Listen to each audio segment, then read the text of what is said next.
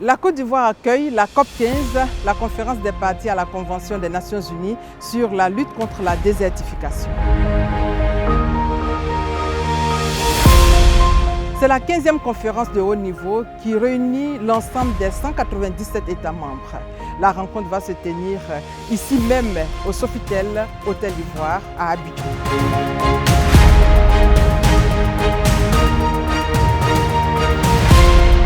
Pourquoi le choix de la Côte d'Ivoire? Quelle différence entre les COP? Qu'est-ce que la COP sur la désertification? Quels sont les enjeux et retombées? Et quelle est la stratégie pour la restauration des terres dégradées en Côte d'Ivoire? Dans ce numéro spécial, la Côte d'Ivoire en marche répond à toutes ces préoccupations. Mesdames et messieurs, bonsoir.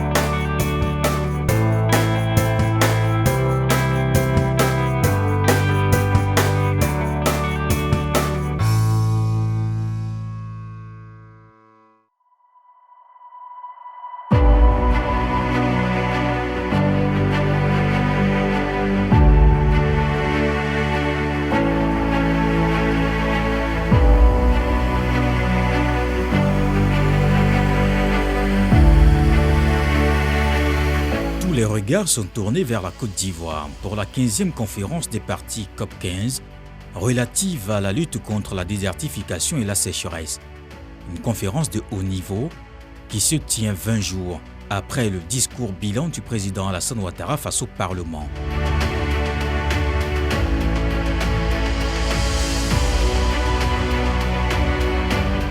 La Côte d'Ivoire est en paix. La paix et la stabilité ont été consolidées avec la participation de tous les partis politiques aux élections législatives de mars 2021. Ces élections inclusives dans notre pays, depuis plus de 20 ans, ont abouti à la mise en place d'une Assemblée nationale où tous les partis politiques significatifs sont représentés. Par ailleurs, la poursuite du dialogue politique avec les partis de l'opposition et les organisations de la société civile a contribué à apaiser davantage notre pays et à créer les conditions d'une participation plus importante de l'opposition et de la société civile dans la vie politique nationale. Au plan sécuritaire, je voudrais vous rassurer à nouveau. La situation sécuritaire est calme et sous contrôle sur toute l'étendue du territoire national. Au plan diplomatique, la Côte d'Ivoire entretient d'excellentes relations avec tous les pays. Notre pays demeure l'une des locomotives de l'intégration sous-régionale et bénéficie de la confiance des investisseurs internationaux ainsi que des partenaires au développement. C'est cette confiance qui nous a valu l'organisation avec succès de nombreux événements internationaux. La situation de la COVID-19 est sous contrôle dans notre pays. À titre d'exemple, hier, nous n'avons eu qu'un seul cas sur près de 1000 prélèvements. La bonne gouvernance, la Côte d'Ivoire en paix, la Côte d'Ivoire en marche, la Côte d'Ivoire avance vers son développement.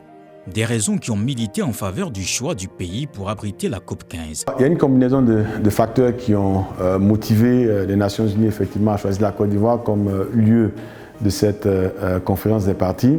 Dans un premier temps, on va dire qu'on a regardé les critères de stabilité politique, de stabilité sociale, l'absence de démonstration de marche, de mécontentement des populations, mouvements sociaux, une absence observée quand même depuis quelques temps. Le critère aussi de la sécurité a milité en faveur de la Côte d'Ivoire et puis l'environnement politique aussi dans le pays ont motivé ces choix. Ensuite, il y a une deuxième catégorie de facteurs qu'il faut regarder dans les infrastructures. Nous allons recevoir 5 000 à 10 000 délégués ici en Côte d'Ivoire pendant ces 2 semaines. Est-ce que la Côte d'Ivoire était prête effectivement à recevoir toutes ces personnes?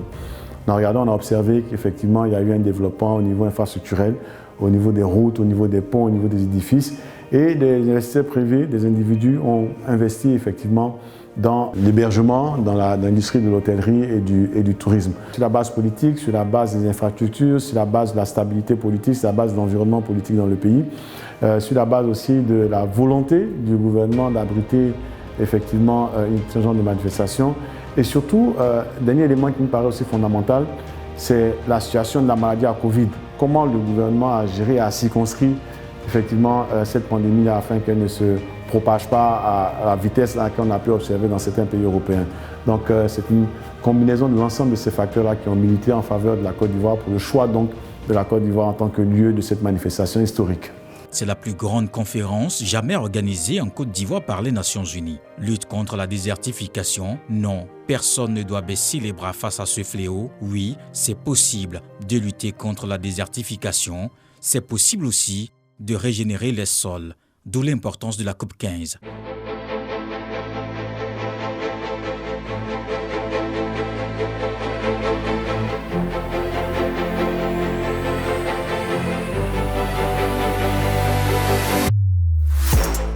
La sécheresse est un phénomène naturel dont la persistance sur des mois ou des années peut affecter les vastes étendues de terre. L'atténuation de ces impacts est essentielle pour atteindre la cible 15.3 des ODD, les objectifs de développement durable d'ici à 2030, lutter contre la désertification, restaurer les terres et les sols dégradés, y compris les terres touchées par la désertification, la sécheresse et les inondations, et s'efforcer de parvenir à un monde sans dégradation des terres, car des épisodes de sécheresse records sont observés sur tous les continents. La sécheresse se produit dans les pays au climat semi-aride ou aride et aussi dans des régions au climat humide. Aujourd'hui, il s'agit de faire l'état des lieux en matière de changement climatique et envisager des pistes de solutions en lien avec la COP 15. S'il y a désertification, il n'y a plus assez d'eau. S'il n'y a plus assez d'eau, c'est qu'il n'y a plus assez d'évapotranspiration, il n'y a plus d'évaporation d'une manière générale.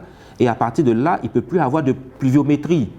Et ça voudrait dire tout simplement que le climat sera modifié. Vous savez que la Côte d'Ivoire a perdu près de 80% de son patrimoine forestier. Mais tout cela conduit petit à petit la Côte d'Ivoire vers un pays désertique. Et figurez-vous que comme solution, bien entendu, il y a un pan qui est réservé à la lutte contre la désertification à travers tout simplement le processus de reboisement. Il y a le processus de reboisement qui est contenu dans la stratégie de préservation et de réhabilitation des forêts qui a été développée par le ministère des Eaux et Forêts, qui prévoit bien entendu de changer 1 million d'hectares en forêt. En Côte d'Ivoire, il y a des zones fragiles, des zones arides, semi-arides et subhumides sèches. Certaines zones de la Côte d'Ivoire sont touchées, notamment le sud forestier, la zone des savanes et celle du nord, à cause de l'expansion de la culture d'anacarde. Une autre plaie véritable, c'est l'orpaillage traditionnel qui ravage tous les types de l'écosystème. Ces problématiques concernent environ 60% du territoire ivoirien et près de 100% de la partie septentrionale de notre pays au niveau des terres dégradées. La Convention des Nations Unies sur la lutte contre la désertification traite spécifiquement de ces questions. La COP 15 est le seul accord international juridiquement contraignant sur la gestion durable des terres. La COP 15 est l'une des 3 conventions dites de la génération de Rio, par référence au sommet de la Terre, tenu à Rio en 1992, avec les conventions sur les changements climatiques et sur la diversité biologique. Adoptée à Paris le 17 juin 1994, elle est rentrée en vigueur le 25 décembre 1996 et a été ratifiée par notre pays le 3 avril 1997. Donc, la différence entre les COP est claire. Comme pour les autres traités des Nations Unies, son organe suprême de gouvernance est la Conférence des parties, ou encore Réunion des plénipotentiaires, qui réunit chaque année l'ensemble des 197 États parties à la Convention, ainsi que de nombreuses organisations régionales et internationales qui y sont accréditées au titre d'observateurs. La COP est organisée tous les 2 ans. Elle draine plusieurs milliers de personnes, chefs d'État, ministres plénipotentiaires, scientifiques, journalistes et de nombreux représentants de la société civile. C'est la plus grande manifestation jamais organisée par les Nations Unies en Côte d'Ivoire dans le domaine de la gestion durable des zones arides et la protection de l'environnement, des écosystèmes fragiles.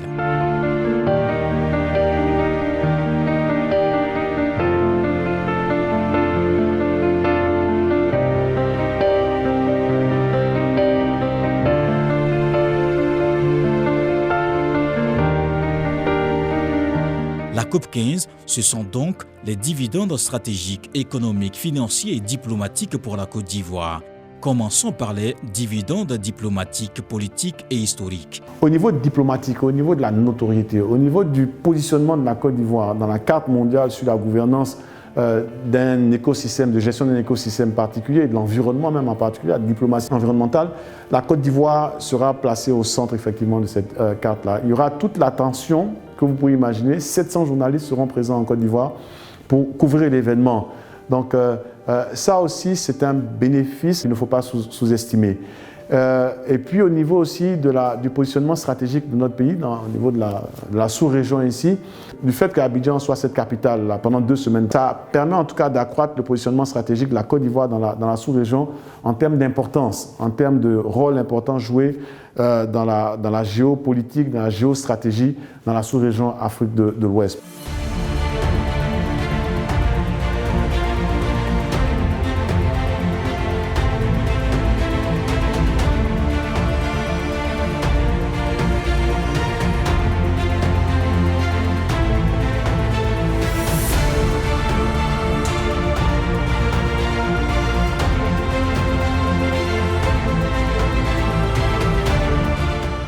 La Côte d'Ivoire, en tant que hôte de la COP et assurant sa présidence pendant 2 années consécutives, vise à influencer l'agenda et les thèmes importants qui seront discutés lors de cette conférence. Ensuite, les effets économiques. 5 000 et 10 000 personnes vont venir en Côte d'Ivoire avec des ressources financières qu'elles vont injecter dans l'économie de notre pays. Donc, par le principe financier simple des effets induits, ces ressources financières-là vont être, comme je disais tantôt, injectées dans l'économie, vont permettre le relèvement, si vous voulez, de certains secteurs d'activité économique tels que le tourisme, l'hôtellerie, la restauration, la culture, tous ces secteurs-là qui ont souffert de la crise de la maladie à Covid-19, de pouvoir rebondir. Il est prévu que la Côte d'Ivoire soit à l'origine d'une grande initiative mondiale visant l'accroissement exponentiel de la production agricole durable à l'échelle de la planète, tout en préservant les fonctions écosystémiques des sols et autres facteurs de production, et aussi un programme international de régénération des forêts dégradées. Il faut un focus sur les écosystèmes cultivés qui sont hyper dégradés, donc réhabiliter le sol et ensuite tout ce qui est couvert végétal. Donc il s'agira de promouvoir les types de cultures centrés sur l'arbre, les services écosystémiques de l'arbre. Faire la promotion de l'agroforesterie, mettre sur pied des systèmes de culture fondés sur l'irrigation. Nous avons mené une sensibilisation au niveau de ces populations et nous avons actuellement élaboré un guide de bonnes pratiques culturelles qui va être enseigné à toute la population ivoirienne afin que cette dégradation des terres prenne un pourcentage moindre dans l'écosystème du pays.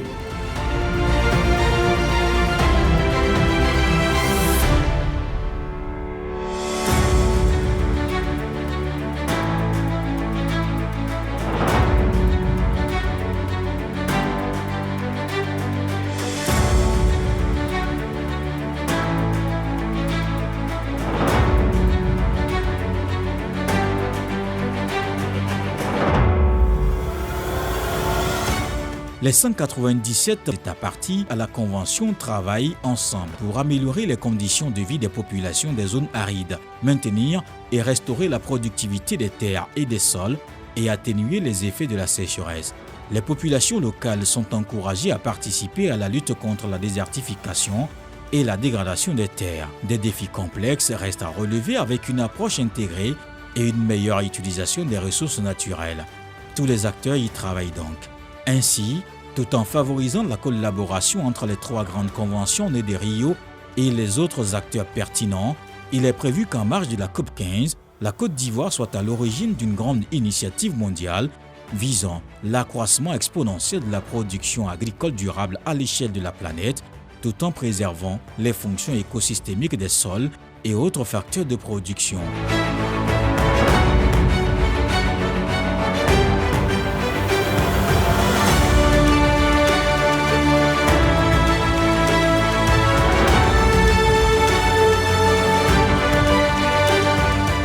Le lancement de cette initiative sera considéré comme l'héritage politique de l'organisation de la COP15 par la Côte d'Ivoire et demandera la mise en place des outils de suivi et d'évaluation par la création d'une task force conjointe qui réunira les Nations Unies et les autres partenaires techniques et financiers pertinents.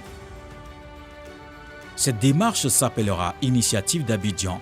Il est prévu que ce programme, dont la mise en œuvre irait jusqu'en 2030, soit officiellement approuvé par les partenaires techniques et financiers de la Côte d'Ivoire lors de la COP15.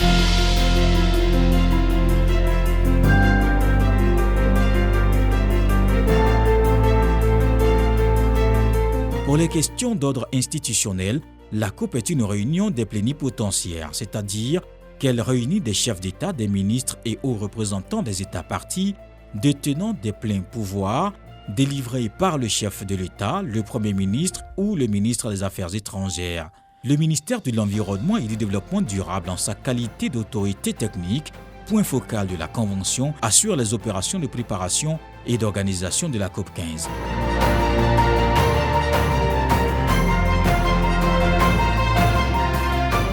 Ensuite viennent les ministères sectoriels, tels que l'agriculture et le développement rural, la recherche scientifique, la femme, la famille, les eaux et forêts, le plan, l'économie et les finances, le budget qui constituent le comité interministériel présidé par le ministre de l'Environnement. Explication de la mise en œuvre de la Convention des Nations Unies sur la lutte contre la désertification en Côte d'Ivoire. La Côte d'Ivoire a adhéré à la Convention en 1997 et compte tenu des différentes crises que le pays a connues, nous avons débuté réellement en 2014 avec la mise en place d'un plan d'action national. Alors de ce plan d'action national a découlé un projet pilote, le projet de gestion durable des terres, qui aujourd'hui œuvre dans 6 régions du pays. Il y a le Bunkani, il y a le Ifu, il y a le Nzi, le Poro, il y a aussi le district de Yamoussoukro et la Nawa. Alors, qu'est-ce que nous faisons concrètement? Nous avons fait l'état des lieux de la dégradation des terres en Côte d'Ivoire et par conséquent, nous avons déduit qu'il fallait mener des actions assez fortes. Il y a le fait que nous allons vers les populations et nous leur montrons comment est-ce qu'elles peuvent faire des nouvelles cultures qui puissent leur permettre non seulement d'avoir un bien-être meilleur, mais aussi d'avoir des sols assez fertiles sur une longue durée, c'est-à-dire avoir une agriculture durable. À ces assises, différentes thématiques, notamment la sécurité alimentaire en lien avec la dégradation des terres et la désertification. Nous avons de plus en plus des terres fragilisées, des terres qui sont en fait érodées par le phénomène de l'érosion. Il y a aussi le problème aujourd'hui d'orpaillage clandestin. Je précise très bien parce que l'orpaillage normal se fait dans des conditions bien définies. Mais l'orpaillage clandestin fait que les gens vont affecter les terres dans les communautés rurales et ne les réhabilitent pas. Donc ça fait que les gens n'ont pas accès à la terre, les terres sont dégradées et après leur départ, il n'y a pas de réhabilitation comme on l'exige pour les sociétés minières. Il y a aussi l'utilisation des produits chimiques de fertilisation du sol qui de plus en plus acidifient les sols, rendent les sols incultes et bon, malheureusement cela va aboutir à une baisse du rendement. Il y a aussi la déforestation. Lorsqu'il n'y a pas de forêt, lorsque les arbres sont coupés, les terres vont être chauffées, érodées et donc ce qui peut entraîner nécessairement une perte de la fertilité des sols Donc, et ceci va affecter naturellement les rendements agricoles. La restauration de la fertilité va se faire par des pratiques, l'apport d'engrais biologiques, le compostage, le recyclage des ordures ménagères, le recyclage des résidus de récolte. Donc les parents peuvent être formés et informés par rapport effectivement à ça. Il faut les informer aussi de réduire leur impact sur la forêt, donc de ne pas dégrader les forêts et surtout de ne pas laisser les terres dénudées lorsqu'elles ne sont pas utilisées, c'est effectivement de faire des jachères. Les retombées pour le pays sont grandes. Il faut noter que l'initiative d'Abidjan est présentée comme un héritage politique majeur de la Côte d'Ivoire après la COP15. L'initiative d'Abidjan est présentée comme un modèle d'excellence d'une boucle d'ambition, un cycle vertueux où les pays parties et le secteur privé intensifient mutuellement leurs ambitions de durabilité dans les principes chaîne de valeur des produits de base tels que le café, le cacao, l'huile de palme, la noix de cajou, etc. Ce programme d'initiative d'Abidjan est un outil formidable de changement de la trajectoire de développement socio-économique de notre pays, basé sur le capital naturel que représente la terre et qui va permettre effectivement de produire davantage pour satisfaire nos besoins et arriver à l'autosuffisance alimentaire, mais surtout aussi renforcer notre positionnement stratégique en exportant ce qu'on aura produit parce qu'il y a un marché qui existe, en générant de la richesse, parce que plus on exporte, la théorie économique dite de base, effectivement, plus vous exportez, vous améliorez votre balance des paiements, vous vous enrichissez, et puis vous pouvez financer effectivement les besoins sociaux de base, tels que les hôpitaux, les écoles, les ponts et les routes, effectivement, qu'on voit de gauche à droite dans le pays. L'ambition est de développer et de déployer le modèle initiative d'Abidjan dans d'autres pays d'Afrique et dans le monde. En marge de cette conférence, il est prévu un sommet des chefs d'État qui portera sur les questions de la sécheresse et de la restauration des terres à grande échelle. Un sommet qui arrive à point nommé parce qu'il se déroule dans le contexte de la prise de conscience croissante que des terres saines alimentent nos systèmes sociaux et économiques. En outre, un nouvel élan politique est nécessaire pour lutter contre la dégradation des terres et discuter de politiques plus fortes en matière de sécheresse et de renforcement de la résilience des populations touchées, d'élargissement des systèmes alimentaires, ainsi que des opérations d'alerte précoce. Le sommet discutera également du financement pour couvrir les pertes subies en raison des sécheresses. La Côte d'Ivoire, en tant que hôte de la COP et assurant sa présidence pendant 2 années consécutives, vise à influencer l'agenda et les thèmes importants qui seront discutés lors de la 15e conférence des parties de la Convention des Nations Unies sur la lutte contre la désertification. Il s'agit notamment des questions liées aux corrélations entre la perte de productivité des sols, la lutte pour l'atteinte de plusieurs des objectifs de développement durable, les migrations et la montée des extrémismes violents en cours dans le monde. Le chef de l'État sera invité chaque année pendant la durée de son mandat en tant que président de la COP15 pour rendre compte des activités lors de l'Assemblée générale des Nations unies sur le sujet. Pour la COP d'Abidjan, entre 5 000 et 10 000 participants sont attendus sur le site du Sofitel au Côte d'Ivoire. Il est aussi prévu de délocaliser un événement particulier de la COP15 dans une ville de la partie septentrionale du pays, afin de permettre aux participants de toucher du doigt les problèmes de dégradation des terres tels qu'ils se présentent en Côte d'Ivoire. Participation effective de tous, ensuite respect des engagements en vue de permettre aux pays dont l'économie repose sur l'agriculture comme la Côte d'Ivoire de pouvoir se projeter dans un avenir prometteur en ce qui concerne leur production agricole et le bien-être de leurs producteurs. La COP15, c'est la terre, la vie, héritage d'un monde précaire vers un avenir prospère. Rendez-vous à Abidjan du 9 au 22 mai pour la COP15. C'était le spécial Côte d'Ivoire en marche sur la conférence des parties à la Convention des Nations Unies sur la lutte contre la désertification. Numéro spécial réalisé par CC Images. Merci de votre fidélité. Merci de nous faire confiance.